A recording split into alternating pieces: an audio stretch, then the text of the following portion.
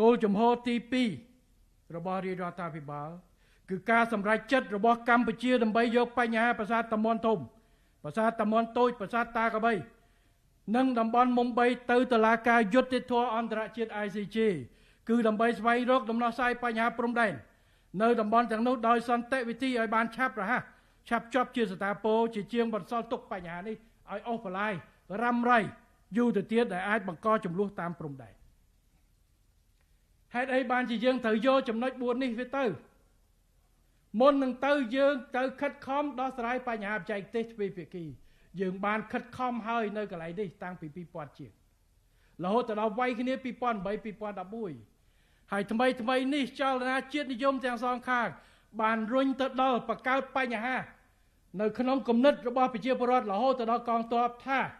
តំបន់នោះជាពិសេសតំបន់តំបន់ធំកថាតំបន់ធំគឺជារបស់រៀងខ្លួនដោយភាគីទាំងសងខាងមិនបានតើមានគោលចំហផ្លូវការតែចលនា Facebook ចលនាប្រជាជនបានធ្វើឲ្យស្មារតីជាតិនិយមនេះវារុញច្រានទៅដល់ការគេថាជាប់គាំងមិនអាចពីណាដកថយបាន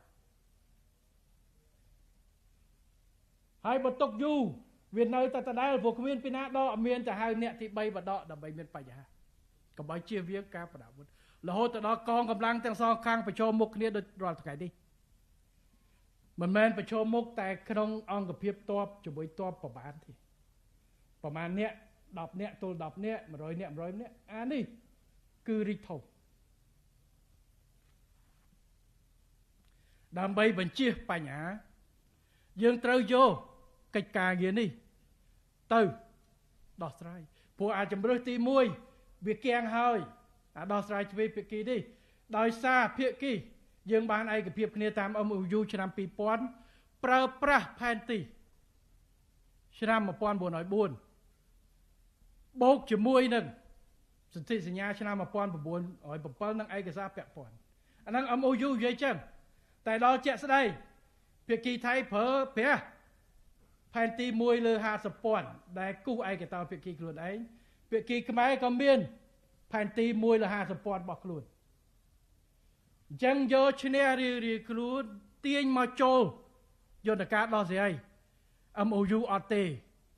ប៉ុន្តែឥឡូវអ្វីដែលជាប់គាំងគឺចលនាជាតិនិយមទាំងសងខាងនេះបានធ្វើឲ្យអានឹងដាក់គេហៅថាដាក់ចាប់ប្រាំងដាក់មីនមិនឲ្យថយឯខ្លួនដែរអញ្ចឹងដើម្បីដោះគឺមានតែរុញទៅតុលាការយុត្តិធម៌អន្តរជាតិ